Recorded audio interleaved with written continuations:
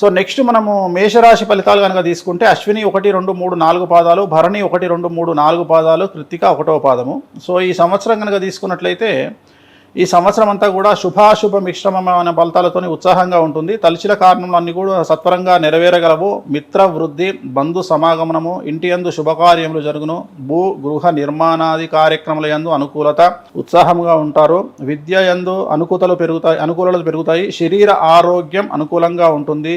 శత్రు పీడ రుణవృద్ధి ఉన్నను ధైర్యంగా ముందుకు కొనసాగేటువంటి అవకాశాలు కనిపిస్తూ ఉన్నాయి. నూతన వస్తు వాహనములు సమకూర్చుకుంటారు.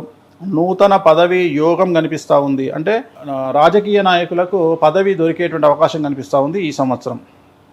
అలాగే నూతన వస్తు వాహనములు కొనుగోలు చేసేటువంటి అవకాశం కనిపిస్తూ ఉంది. తలచినదే తడవుగా కార్యక్రమములు సఫలీకృతమయ్యేటువంటి అవకాశం కనిపిస్తూ ఉంది. మధ్యవర్తిత్వం రాణించే అవకాశం ఉంది. మిత్రు మూలకంగా ధన లాభములు ఏర్పడేటువంటి అవకాశం కనిపిస్తూ ఉంది. మరీ ముఖ్యంగా సంవత్సరం ఆరంభం అంటే ఏప్రిల్ నుండి సెప్టెంబర్ వరకు శుభకార్యాచరణ, మానసికమైనటువంటి శారీరకమైన ఆరోగ్యము, స్థిరత్వం కలుగుతుంది. అప్రయత్న కార్యసిద్ధి, అప్రయత్న ధనలాభం కలుగును. మిత్ర లాభం వల్ల ఆదాయం కలుగును. ధన వాహన వస్తువులు సమకూర్చుకుంటారు. ఎప్పటి నుండో నెరవేరినటువంటి సమస్యలు అప్రయత్నంగా క్లియర్ అవుతాయి. అలాగే లాటరీ వంటి వాటిలో, జూదము వంటి వాటికి దూరంగా ఉండాలి ఖచ్చితంగా.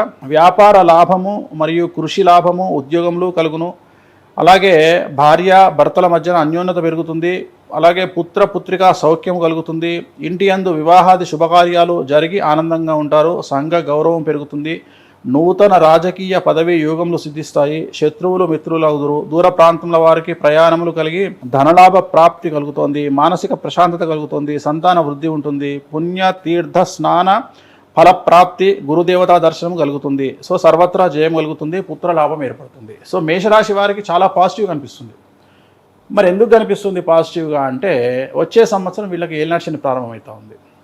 ఓకే. సో జనరల్గా ఏలినాటి శని ప్రారంభమయ్యేటువంటి సంవత్సరం ముందు విపరీతమైనటువంటి సుఖాలను ఇస్తాడు. ఓకే. అంటే జనరల్గా ఎప్పుడే కానీ శని డైరెక్ట్గా నిల్చున్న దగ్గర దెబ్బ కొట్టడు. అంటే ఉదాహరణ ఫస్ట్ కింద గ్రౌండ్ ఫ్లోర్లో ఉన్నోని కొట్టడు. ఫస్ట్ గ్రౌండ్ ఫ్లోర్ నుండి 5 ఫ్లోర్లు ఎక్కిస్తాడు, పైకి ఎక్కించి అక్కడ నుండి కింద పడేస్తాడు. అంటే ఫస్ట్ ఫ్లోర్ నుండి పడితే దెబ్బలు తగలవనే ఉద్దేశం శనికి. అందుకని ఏం చేస్తాడంటే వీడు ఇప్పుడు గ్రౌండ్ ఫ్లోర్లో ఉండగా మేము ఫస్ట్ 5 ఫ్లోర్లు ఎక్కిస్తాడు, ఎక్కించి అక్కడ నుండి కింద వేస్తాడు. అట్లా ఇప్పుడు మేషరాశిని ఫస్ట్ ఫ్లోర్ నుండి 5వ ఫ్లోర్కి తీసుకొస్తున్నాడు ఇప్పుడు గ్రౌండ్ ఫ్లోర్ నుండి. అందుకని వచ్చే సంవత్సరం వీళ్ళకి ఏలినాటి శని ప్రారంభమవుతా ఉంది. సో అందుకని మేషరాశి వాళ్లకు చాలా చాలా అనుకూలంగా ఉంది. రాహుబలం ఉంది ఒకవైపు, గురుబలం ఉంది ఇంకోవైపు, సో శని బలం ఉంది. 3 గ్రహాలు అనుకూలంగా ఉన్నాయి కాబట్టి పట్టిందల్లా బంగారంగా ఉంటుంది. కాకపోతే చిన్న చిన్న ఆరోగ్య సమస్యలు ఉండేటువంటి అవకాశం ఉంది కాబట్టి ఆ ఒక్క విషయం చూసుకోవాలి. ఆరోగ్య క్రోధినామ సంవత్సరం అనేటువంటిది జస్ట్ ఈ నామ సంవత్సరానికి ఉన్నటువంటి పేరు. చాలామంది తెలియక యూట్యూబ్లో చెప్తా ఉన్నారు క్రోధినామ సంవత్సరం అంటే క్రోధి, క్రోధం అని చెప్తా ఉన్నారు. క్రోధం అనేటువంటిది దీని ఉద్దేశం కాదు. క్రోధినామ సంవత్సరము ఈ సంవత్సరం యొక్క ఉగాది ఆరంభం అంటే యుగాది, ఇట్ ఈజ్ ఉగాది కన్వర్టెడ్ అయింది ప్రకృతి వికృతికి. సో మంగళవారం నాడు ప్రారంభమవుతోంది. మనకు అధిపతి కనుక తీసుకున్నట్లయితే అంటే ఈ క్రోధినామ సంవత్సరానికి అధిపతి కుజుడు. సో కుజుడు అనేటువంటి వాడు రావడం వల్ల ఏం జరుగుతోంది ఈ సంవత్సరం అంటే ఈ సంవత్సరం ఎక్కువగా భూకంపాలు, సునామీ హెచ్చరికలు, అలాగే అగ్ని ప్రమాదాలు, రాజుల మధ్యన యుద్ధాలు, కేంద్ర ప్రభుత్వానికి రాష్ట్ర ప్రభుత్వాల మధ్యన ఒక భీకరమైన వాతావరణం ఉండేటువంటి అవకాశం ఉంది. ఈ సంవత్సరం విడాకులు చాలా ఎక్కువగా ఉంటాయి. ఈ సంవత్సరం పాము కాటుల వల్ల చనిపోయే జనాభా ఇంతకు ముందు కంటే చాలా తీవ్రంగా ఉంటుంది. ఈ సంవత్సరంలో నరఘోష చాలా ఎక్కువగా ఉంటుంది. ఒకడి మీద ఒకడు పడి ఏడవడం అనేటువంటిది చాలా ఎక్కువగా ఉంటుంది ఈ సంవత్సరము. అలాగే ఈ సంవత్సరము అయితే భూమి యొక్క రేటు డ్రాప్ అన్న అవ్వచ్చు లేదా హైగా పెరిగే అవకాశం ఉంటుంది. అంటే ఫ్లక్చువేషన్స్ అనేది ఈ సంవత్సరం మనం ప్రిడిక్ట్ చేయొచ్చు. ఉదాహరణ 2 కోట్లు పోయినటువంటి ల్యాండ్ సడన్గా 1 crore పడిపోయే అవకాశం ఉంది, లేదా ₹1 ల్యాండ్ సడన్గా వితిన్ 1 monthలో 2 కోట్లకు పోయే అవకాశం ఉంది. అంటే సడన్ ఫ్లక్చువేషన్స్ ఇన్ ల్యాండ్ రేట్లలో కనిపిస్తూ ఉంది. సో ఈ సంవత్సరానికి సంబంధించి అలాగే చాలా వరకు మనకు శుక్రుడికి అధిపతులు రాజు కాకుండా ఉదాహరణ సేనాధిపతి కానీ లేకపోతే సస్యాధిపతి, ధాన్యాధిపతి, అర్ఘ్యాధిపతి ఇలా అధిపతులలో ఎక్కువ లీడ్ అనేటువంటి శుక్రుడికి రావడం జరిగింది. అలాగే ఈ సంవత్సరము మంత్రి కనుక శని అయినాడు, అలాగే రాజు కుజుడు అయినాడు. సో ఇద్దరు నెగిటివ్ రిజల్ట్స్ ఇచ్చేటువంటి గ్రహాలు. సో ఖచ్చితంగా ఈ సంవత్సరము ప్రకృతి బీభత్సాలు చాలా ఎక్కువగా ఉండేటువంటి అవకాశాలు కనిపిస్తూ ఉన్నాయి. అలాగే ఈ సంవత్సరం మనకు మే 4 అలాగే మే 11 అలాగే మే 28కి సంబంధించి కర్తరీలు ఏర్పడతా ఉన్నాయి. వీటి వల్ల శుభకార్యాలు అనేటువంటివి మనకు ఇంచుమించుగా మే 1 నుండి సెప్టెంబర్ వరకు మనకు శుభకార్యాలు ఏమీ కూడా లేవు ఈ సంవత్సరం. ఓకే. సో ఈ సంవత్సరం శుభకార్యాలు ఇంచుమించుగా ఏప్రిల్ 18వ తేదీ అంటే మనకు ఉగాది నుండి తీసుకుంటే ఒక 10 రోజుల పాటు శ్రీరామనవమి వరకే మనకు ముహూర్తాలు ఉన్నాయి. శ్రీరామనవమి తర్వాత మళ్ళీ ముహూర్తాలు లేవు ఇక మనకు ఇంచుమించు 5 to 6 months లేవు మనకు. సో అదొకటి గుర్తుంచుకోవాల్సినటువంటి అంశం. అంటే ఈ మధ్య కాలంలో ఇంత గ్యాప్ ఎప్పుడు రాలేదు మనకు జనరల్గా. ఎందుకు గ్యాప్? మూడం వస్తుంది కదా, మూడం వచ్చినప్పుడు సహజం కదా, మూడం వస్తుంది, కర్తరి వస్తుంది. సో మూడం అనేటువంటిది శుభకార్యాలకు నిషేధము. అదే కర్తరి అనేటప్పటికి ఓన్లీ వాస్తుకు సంబంధించి గృహప్రవేశాలు వాటికి సంబంధించి నిషేధం. సో అలాగే ఈ సంవత్సరం మనకు రేవా నది పుష్కరాలు ప్రారంభం అవుతా ఉన్నాయి. ఎప్పటి నుండి అంటే మే 1, 2024 నుండి 12 మే 2024 తేదీ వరకు 12 రోజుల పాటు రేవా నది పుష్కరాలు మనకు ప్రారంభం అవుతా ఉన్నాయి ఈ సంవత్సరం కనుక తీసుకున్నట్లయితే. అలాగే ఈ సంవత్సరం కనుక తీసుకున్నట్లయితే మనకు రాజు కుజుడు, మంత్రి శని, సేనాధిపతి శుక్రుడు, సస్యాధిపతి కుజుడు, ధాన్యాధిపతి రవి, అర్ఘ్యాధిపతి శుక్రుడు, మేఘాధిపతి శుక్రుడు, రసాధిపతి గురుడు, నీరసాధిపతి కుజుడు. ఇంచుమించుగా మొత్తం ఓవరాల్గా తీసుకుంటే కుజుడికి 1, 2, 3 పొజిషన్లు కుజుడికి ఉన్నాయి. అలాగే 2 పొజిషన్లు శుక్రుడికి ఉన్నాయి. సో కుజుడు శనికి కాంబినేషన్ వల్ల చాలా వరకు నెగిటివ్ ఫలితాలను ఇచ్చేటువంటి అవకాశం కనిపిస్తూ ఉంది. ఓవరాల్గా మనం బేసిక్గా ఈ సంవత్సరం ఫలితాలను విశ్లేషిస్తే అంటే వీళ్ళు ఉండడం వల్ల ఏం జరుగుతుంది అంటే రాజ విరోధము అధికమవును. అంటే రాజు మీద నెగిటివ్ ఒపీనియన్ అనేది ఈ సంవత్సరం అందరికీ రాష్ట్రాల సీఎంలకు కావచ్చు, దేశ ప్రధానికి కావచ్చు, జనాలకు వాళ్ళ మీద నెగిటివ్ ఒపీనియన్ కలిగే అవకాశం ఈ సంవత్సరం కనిపిస్తూ ఉంది. అగ్ని భయము, చోర భయము, రోగ భయము ఎక్కువగా ఉంటుంది. అలాగే పాములు ఎక్కువగా కనిపిస్తాయి ఈ సంవత్సరము. అలాగే ఈ సంవత్సరము మందవృష్టి ఉండడం వల్ల పంటలు తగ్గేటువంటి అవకాశం ఉంది. ఈ సంవత్సరం బియ్యం యొక్క రేటు చాలా ఎక్కువగా ఉండేటువంటి అవకాశం ఉంది. అలాగే ప్రజల యొక్క ఖర్చు చాలా అధికంగా ఉంటుంది.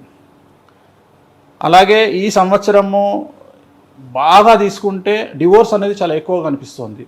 అండ్ ఇంకొక ముఖ్యమైన విషయం ఏంటంటే సెక్స్కి సంబంధించి ఈ సంవత్సరం జనాల్లో ఒక పిచ్చి, అంటే ఇప్పటి వరకు అంటే ఏదైనా వేణుస్వామి బయటికి చెప్తాడు కాబట్టి జెండర్లో బైసెక్సువల్ అనేది కనిపిస్తూ ఉంది. ఇంతకుముందు మనకు తెలిసింది గేస్ అని కానీ స్వలింగ సంపర్కులు అంటే లేడీస్ కానీ జెంట్స్కి కానీ అనుకునేవాళ్ళం. బట్ ఇప్పుడు బైసెక్సువల్ అనేటువంటిది ఎక్కువగా ఈ సంవత్సరం వృద్ధి చెందేటువంటి అవకాశం ఉంది.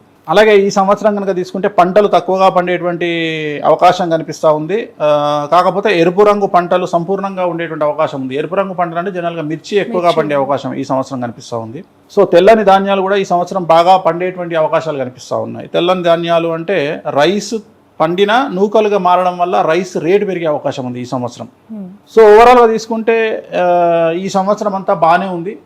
మనం బాగానే ఎలా ఉన్నా బాగుంది అనాలి ఉగాది పచ్చడిలాగానే. కాకపోతే కొన్ని మేజర్ ఇష్యూస్ అయితే కనిపిస్తూ ఉన్నాయి. సునామీ హెచ్చరికలు కావచ్చు, భూకంపాలు కావచ్చు, అగ్నిపర్వతాలు బ్లాస్ట్ అవ్వడం కావచ్చు, అగ్ని చోర రోగ ప్రమాదాలు ఉండడం అవ్వచ్చు, ఇవన్నీ కూడా ఈ సంవత్సరం అధికంగా కనిపిస్తూ ఉన్నాయి.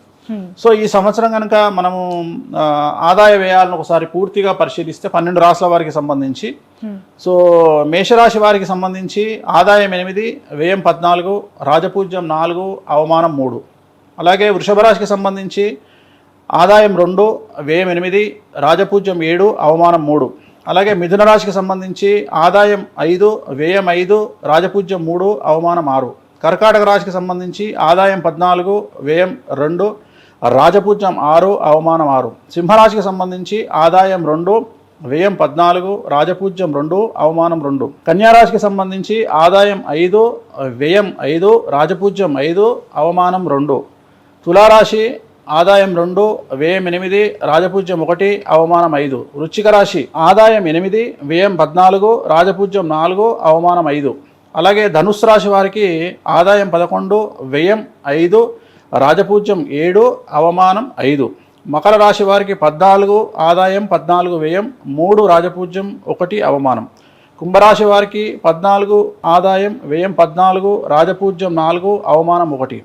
మీనరాశి వారికి 11, ఆదాయం వ్యయం 5, రాజపూజ్యం 2, అవమానం 4. మీనరాశి వారికి అవమానం అనేటువంటిది చాలా ఎక్కువగా కనిపిస్తుంది. సో మొత్తం ఓవరాల్గా కనుక తీసుకుంటే మీనరాశి వారికి కొద్దిగా ఈ సంవత్సరం T20లో ఉన్నట్టు 6లు ఎక్కువగా కనిపిస్తున్నాయి వాళ్ళ జాతకంలో. జాగ్రత్తగా ఉండాల్సినటువంటి పరిస్థితి మీనరాశి వారు.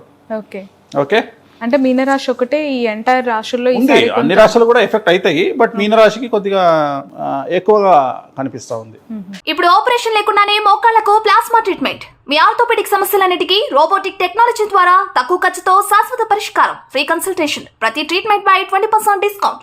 ఈ ఆఫర్ కొద్ది రోజులు మాత్రమే, త్వరపడండి. V9 hospitals 9281465842